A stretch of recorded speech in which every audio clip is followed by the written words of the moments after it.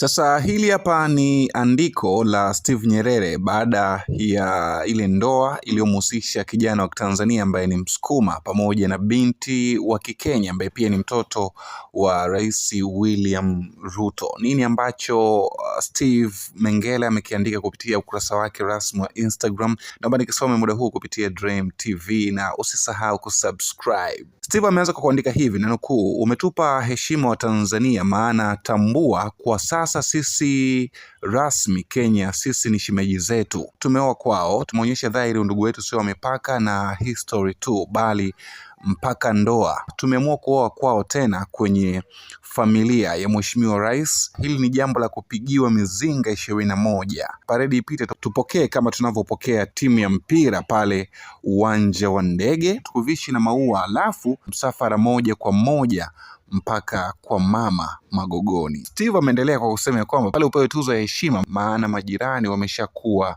mashemeji, hawezi tena kutokejeli kama zamani, watatuheshimu zaidi maisha yao yote. Kikubwa kama alivyosema baba mkoo wetu, na nukuu: Isaya, wewe ni mwanaume na kuheshimu sana sana. Mwisho wa kunukuu. Mwamba kwenye historia ya Sukuma, wewe ndio Msukuma wa kwanza toka taifa lipate uhuru kuoa mtoto wa rais, tena wa taifa lingine toka uhuru ...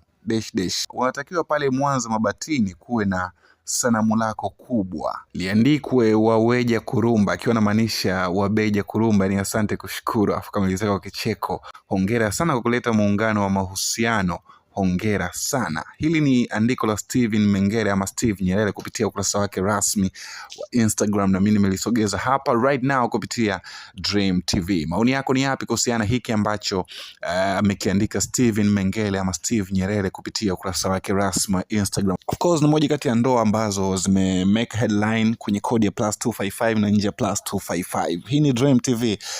Kwa upande wako ni kipi ambacho nakizungumza kuhusiana hiki ambacho amekisema Steven Mengele ama Steve Nyerere? Naomba nikuruhusu pia uweze kuniandikia ujumbe wako hapo chini kwenye sehemu ya kuandika maoni kupitia Dream TV.